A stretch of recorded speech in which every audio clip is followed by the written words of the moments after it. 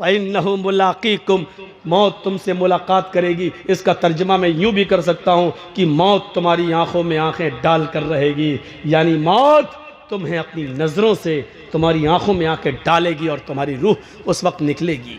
वअंतुम हीनइज़िन तंज़ुरून, अपनी आँखों से देखोगे रूह निकालने वाले फरिश्ते को। जब रूह निकाल रहा होगा, वो निकाल के ले जा रहा होगा। मेरे भाइयों, जब तुम्हारी रूह निकलेगी, हमारी रूह निकलेगी, वअंतुम हीनइज़िन तंज़ुरून, उस वक्त मरने वाला अपनी आँखों से देख रहा होगा। बड़ा अजीब मसला होता है जब रूह निकलती है। रूह सबसे पहले पैरों के तलवे से निकलती है नीचे। आप किसी मरने वाले के करीब बैठिए और देखिए, सबसे पहले उसका पैर काम करना बंद करता है। रूह यहाँ से खींचता है मलकुल मौत, यहाँ से खींचकर टखने तक आती है, फिर यहाँ से खींचता है तो पिंडली तक आती है। वस्साक़ु बिस्साक़, पिंडलियों से पिंडलियाँ टकरा जाती हैं और नीचे का धड़ काम करना बंद कर देता है। फिर ये रूह खींचता है तो घुटने तक आ जाती है, घुटने के नीचे का हिस्सा बेकार हो जाता है। फिर रूह खींचता है तो रान तक आ जाती है, रान से नीचे का हिस्सा बेजान हो जाता है। फिर रूह खींचता है तो सीने तक आ जाती है और सीने से नीचे का हिस्सा बेकार हो जाता है। फिर रूह हलक तक आ जाती है, हलक तक आ जाती है और हलक से नीचे का हिस्सा बेकार हो जाता है। और फिर हलक के पास आकर जब रूह को खींचता है, रूह निकालता है, तो ये रूह आँख, नाक और कान, इन तीनों रास्ते से बाहर निकलती है। और जब नाक और कान के रास्ते से निकलते हुए आंखों तक पहुंचती है तो आंखें फट जाती हैं। और आप देखिएगा, मरने वाला जब मर रहा होगा तो उसकी आंखें खुली रह जाती हैं। क्यों? कुरान कहता है इसलिए खुली रह जाती हैं कि वह अंतुम हीनइज़िन तंज़ुरून, उस वक्त वो रूह निकालने वाले मलकुल मौत को अपनी आंखों से देख रहा होता है। और ये देख रहा होता है कि मेरी रूह को लेने वाले रहमत के फरिश्ते आसमान से आए हैं या अज़ाब के फरिश्ते आसमान से आए हैं। मेरी रूह को जन्नत के फरिश्ते ले रहे हैं या मलकुल मौत के हाथों से मेरी रूह को जहन्नम के फरिश्ते ले रहे हैं। वो इसी दुनिया में देख लेता है कि मेरी रूह को लेने के लिए जहन्नम के फरिश्ते आए हैं, जन्नत के फरिश्ते। बहुत आसान है। हम लोगों में से कितनों के माँ बाप इस दुनिया में नहीं होंगे, कितनों की माँ इस दुनिया में नहीं होगी, कितनों के माँ बाप इस दुनिया में नहीं होंगे। ज़रा सोचिए, वो इस दौर से गुज़र चुके हैं, अब वो दौर हमारा भी आने वाला है, आपका आने वाला है, हमें भी उस दौर से गुज़रना है। हमने इस मौत के बाद के लिए क्या तैयारी कर रखी है? हमें इस चीज़ का एहसास अपने अंदर पैदा करना है। बहुत खुश और मगन हो चुके हम लोग, बहुत।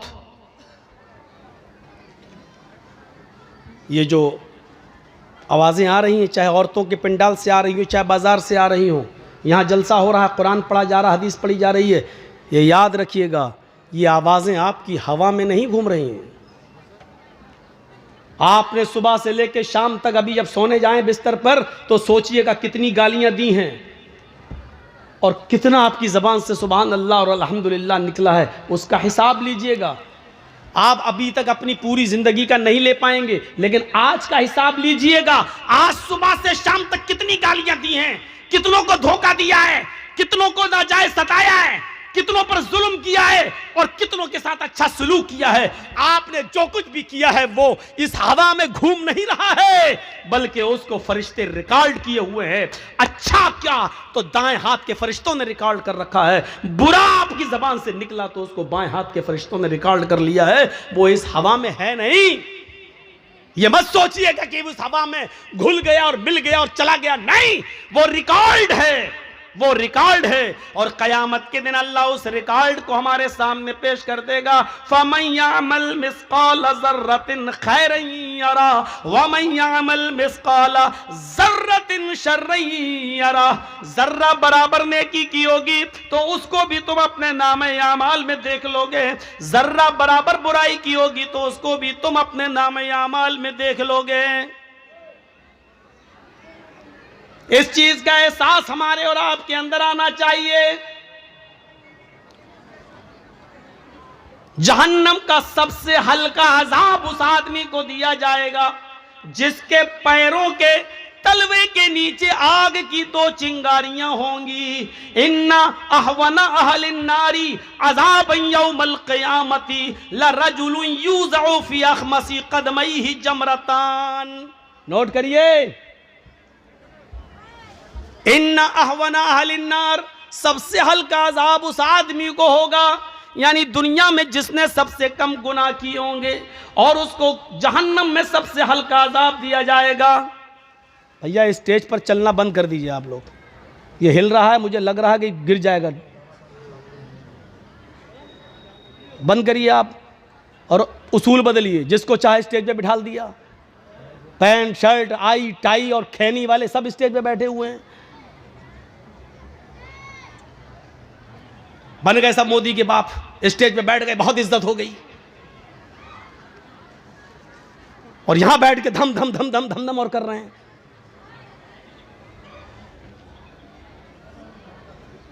इन्ना अहवना अहलिन नारी अज़ाबन यौमल क़ियामती, सबसे हल्का अजाब उस आदमी को दिया जाएगा क़यामत के दिन।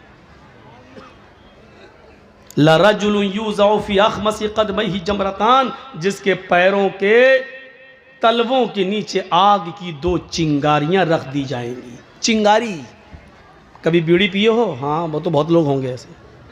मौलाना साहब किसी को खड़ा करके पूछो, कहेगा हाँ हाँ हाँ मौलाना साहब गलती हो गई, आइंदा नहीं पिएंगे, लेकिन अभी तो कहेगा हाँ पीते हैं। चिंगारी देखी आपने? एक आध चिंगारी उठती है। अंगारे की बात नहीं कर रहा हूं मैं, अंगारा तो इतना बड़ा होता है, कोयला आपने जलाया वो अंगारा है, वो तो बहुत बड़ा हो गया। आग की 2 चिंगारी 2 पैरों के नीचे, इन तलवों के नीचे रख दी जाएगी। ये कौन आदमी होगा मालूम है? जिसने सबसे कम गुनाह किए होंगे और दुनिया जहन्नम में जिसको सबसे हल्का अजाब हो रहा होगा। हम लोगों ने सबसे कम गुनाह किए हैं, ये तो बाद ही में पता चलेगा कम किए कि ज़्यादा किए। 2 चिंगारियां रखी जाएंगी और इन दोनों चिंगारियों का हाल क्या होगा? यग़ली मिनहुमा दिमागुहु, इन दोनों चिंगारियों से उसका दिमाग खोल रहा होगा हांडी की तरह। जैसे गोश्त उबलता है ना, हांडी में आप गोश्त रख दीजिए और थोड़ी देर के लिए आग पर रख दीजिए, उसके बाद देखिए हो आवाज़ आती है ना, चूल्हे पर आवाज़। यग़ली मिनहुमा दिमागुहु, इन दोनों चिंगारियों से उसका दिमाग खोल रहा होगा। यरा अन्नहु अशद्दु अज़ाबन, वो समझ रहा होगा पूरी जहन्नम में सबसे ज़्यादा सख्त अजाब मुझी को दिया जा रहा है। 2 चिंगारियों की वजह से वो क्या समझेगा कि मुझे सबसे ज़्यादा सख्त अजाब दिया जा रहा है, हालांकि उसको सबसे हल्का अजाब हो रहा होगा, लेकिन वो ये समझेगा कि पूरी जहन्नम में सबसे ज़्यादा सख्त अजाब मुझे दिया जा रहा है, सबसे ज़्यादा सख्त अजाब। ये तो सबसे हल्का अजाब हो गया। अब अल्लाह जाने सबसे हल्का अजाब किसको मिले, कौन हो जिसने सबसे कम गुनाह किए। ये तो सबसे हल्का अजाब हो गया, लेकिन सबसे ज़्यादा सख्त अजाब किसको दिया जाएगा? वहां नाम आए हैं। सबसे ज़्यादा सख्त अजाब किसको दिया जाएगा? वहां अल्लाह के नबी ने नाम लिए हैं। इन्ना अशद्द अज़ाबन यौमल क़यामती अल मुसव्विरून, आखिरत के अंदर सबसे ज्यादा सख्त अजाब, सबसे ज्यादा हार्ड अजाब उसको दिया जाएगा जो दुनिया में तस्वीरें बनाया करता है, जो दुनिया में तस्वीरें लिया करता है। खुलकर क्यों ना कह दूं, जो अपने मोबाइलों में सेल्फी लेता है, फोटो खींचता है, किसी मौलवी के साथ वो सेल्फी लेकर फख्र करता है, अपनी दुकान में मौलाना को बिठा के सेल्फी लेकर उसके प्रचार करता है। इन्ना अशद्द अज़ाबन यौमल क़यामती, इन्ना अशद्द अन्नास, सख्त अज़ाब लोगों में सबसे ज्यादा कयामत के दिन उसको दिया जाएगा। अल मुसव्विरून, जो दुनिया में तस्वीरें बनाया करते हैं, जो दुनिया में तस्वीरें लेते हैं। लो लो बेटा लो, खींचो। क्या हो गया? वीडियो कर रहे हो? ये नहीं बन रही वीडियो।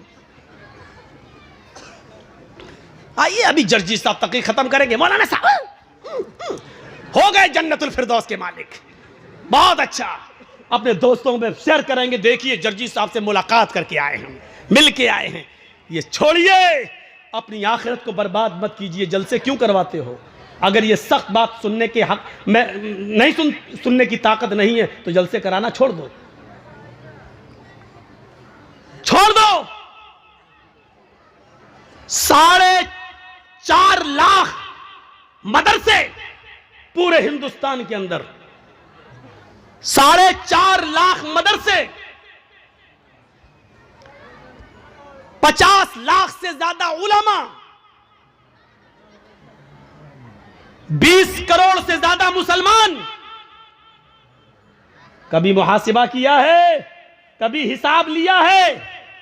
4 लाख से ज्यादा मदरसे, 50 लाख से ज्यादा मौलाना, और नमाजियों का परसेंटेज सिर्फ 2%।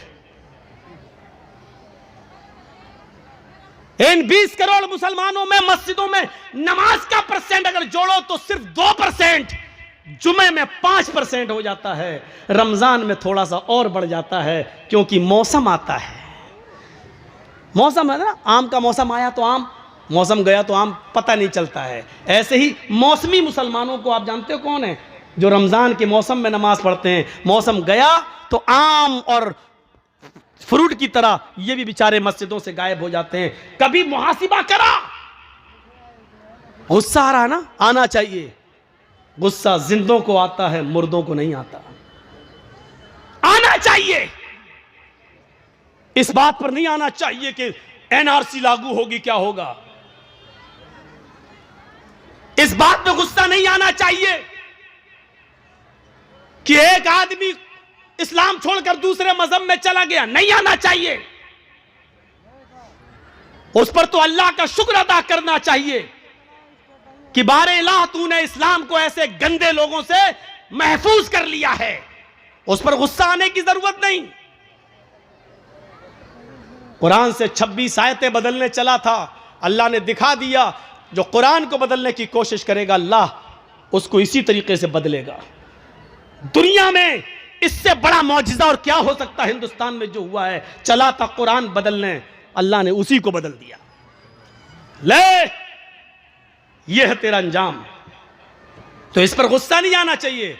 मैं तो उस अल्लाह का शुक्र अदा करता हूं कि बारे इलाह बहुत अच्छा हुआ है, बहुत अच्छा हुआ है। पहले मुस्लिम बनकर जब इस्लाम के खिलाफ बोलता था तो तकलीफ होती थी, अब गैर मुस्लिम बनकर बोलेगा तो कोई तकलीफ नहीं होगी, इसलिए कि इस्लाम को तो 1400 साल से बराबर दुश्मन गैरों ने नुकसान पहुंचाने की कोशिश की लेकिन नहीं पहुंचा पाए। तो अब ये क्या कर लेगा? न 3 में न 13 में क्या कर लेगा? कोई हैसियत नहीं है। गुस्सा इस बात पर नहीं आना चाहिए, गुस्सा इस बात पर आना चाहिए कि आपने हिसाब क्या लिया है, हिसाब क्या दिया है। हिसाब जिंदों से लिया जाता है, मुर्दों से नहीं। आप मदरसे का कमेटी है, हिसाब लीजिए। हम जो चंदा देते हैं बताइए कहां खर्च करते हो, कहां लगाते हो, बच्चों पर कितना खर्च होता है, यह हिसाब लेने की जिम्मेदारी आप देते हैं, तो आप लीजिए इसका हिसाब। मदरसे वालों को हिसाब देने में शिकायत नहीं होनी चाहिए। तुम कौन होते हो हिसाब लेने वाले? हजरत उमर फारूक जब अमीरुल मोमिनीन बनाए गए और मिंबर पे खड़े होकर खुतबा देने लगे, जैसे ही उन्होंने अल्हम्दुलिल्लाह कहा, एक नौजवान मजमे में खड़ा हो गया, कहने लगा उमर खुतबा नहीं देने दूंगा। कहा क्यों? पहले ये बताओ, आज नया कुर्ता पहनकर आए हो, ये नई कमीज पहन के आए हो, ये नई कमीज तुम्हें कहां से मिली है? तुम्हारी तनख्वाह तो बैतुल माल से इतनी नहीं है कि उसमें तुम नया कपड़ा सिला सको। आज ये नई चादर तुम्हारे जिस्म पर मैं देख रहा हूं, ये कुर्ता, ये कमीज तुम्हारे पास कहां से आया? हजरत उमर जवाब देते हैं कि इसका जवाब मैं नहीं दूंगा, मेरा बेटा देगा। आए मेरे बेटे उठो और जवाब दो कि ये नई कमीज, नया कुर्ता कहां से आया? बेटा उठता है और जवाब देता है, आए लोगों सुनो, बैतुल माल में बहुत सी चादरें आई हुई थी और उन चादरों में सबको मुसलमानों में बंटना था। तो वो चादरें जब बटी तो सबको एक एक चादर मिली, मेरे बाप को भी उसमें एक चादर मिली, सबको एक एक चादर दी गई, मेरे बाप को भी एक चादर मिली। उसी चादर की इन्होंने कमीज बना ली। हजरत उमर ने कहा, नौजवान क्या अब मैं खुतबा दे सकता हूं? तुमने मेरी सफाई मेरे बेटे की तरफ से सुन ली, अब जवाब दे, अब मैं खुतबा शुरू करूं? कहा नहीं। कहा क्यों? कहा अब तो मैं और उलझ गया हूं। कहा एक एक चादर सबको मिली, मुझे भी तो मिली थी। मैं दर्जी के पास गया, उस एक चादर में मेरी कमीज नहीं बनी। तुम तो हमसे डबल हो, तुम तो मोटे ताजे हो, तंदुरुस्त हो, हट्टे खट्टे हो। हम तो 5 फीट के हैं, तुम 6 फीट से भी ऊंचे हो, फिर तुम्हारी कमीज कैसे बन गई? हजरत उमर ने कहा बेटे इसका भी जवाब दो। हजरत उमर का बेटा कहता है लोगों और आए हिसाब लेने वाले तू भी सुन, मेरे बाप को एक चादर मिली थी, मुझे भी तो एक चादर मिली थी, सबको एक एक चादर दी गई, उसमें मेरा भी हक था, मुझे भी एक चादर दी गई। मैंने अपने बाप की कमीज में कई जोड़ लगे हुए देखे, पैबंद लगे हुए देखे, तो मुझे अपने बाप की कमीज पर बड़ा अफसोस होता था कि मेरे बाप के पास कोई कपड़ा नहीं है। तो मैंने अपने बाप को अपनी भी चादर दे दी, अपनी चादर और मेरी चादर दोनों चादरें मिलाकर मेरे बाप ने कमीज बना ली। हजरत उमर ने कहा नौजवान अब क्या कहते हो, अब मैं खुतबा दूं? वो नौजवान बैठ गया, अमीरुल मोमिनीन अब आप खुतबा दीजिए। अल्लाह की कसम मुझे फख्र है कि मेरा अमीर ऐसा है कि जिसने अमानत में खयानत नहीं की है, जिसने एक पैसे की भी अमानत में खयानत नहीं की है, कपड़े के एक तार की भी अमानत में खयानत नहीं की है। अब आप खुतबा दीजिए। मैंने ये सबके सामने इसलिए पूछा ताकि आपकी सफाई सबके सामने आ जाए। मेरे भाइयों सबके सामने उस आदमी ने पूछा, हिसाब लिया और उमर फारूक ने सबके सामने हिसाब दिया। हिसाब जिंदों से लिया जाता है, मुर्दों से नहीं। मुर्दे तो मर गए, वो अपने कर्म जो किया है उसके हक वो भुगते। अच्छा किया तो अच्छा, बुरा किया तो बुरा, लेकिन जिंदों से हिसाब लिया जाता है। आप जिंदा कौम हैं, मुहासिबा करिए। मुहासिबा 20 करोड़ मैंने कम बताए, इस भारत में मुसलमान है 30 करोड़ से ज्यादा, मदरसे हैं 4 लाख से ज्यादा, उलमा है 50 लाख से ज्यादा, लेकिन इतने मदरसे होने के बाद, इतने आलिम होने के बाद, इतने मुसलमान होने के बाद मस्जिदों में इन मुसलमानों के नमाज पढ़ने का परसेंट है सिर्फ 2%। मेरे भाइयों ये 98% मुसलमान क्या कर रहा है, या 98% मुसलमान क्या कर रहा है? कभी आपने मुहासिबा किया? कभी आप जो समाज और सोसाइटी के अंदर पंचायतें बिठा लेते हो, जो जुल्म करते हो, भरे मजमे में कहता हूं अगर मेरी बात गलत हो तो बताओ, आज ऐसा होता है कि नहीं होता है?